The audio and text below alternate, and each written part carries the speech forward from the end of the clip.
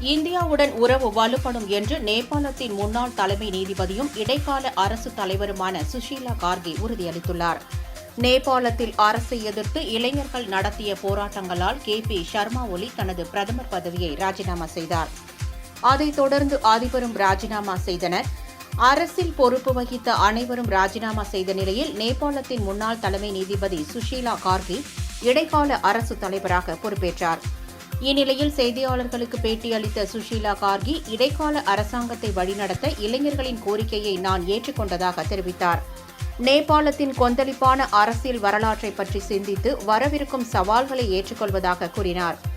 இந்திய பிரதமர் மோடி மீது தனக்கு நன்மதிப்பு உள்ளதாகவும் இந்தியாவின் ஆதரவிற்கு நன்றி தெரிவிப்பதாகவும் கூறிய சுஷீலா கார்கே இந்தியாவுடனான உறவு வலுப்படும் என தெரிவித்தார்.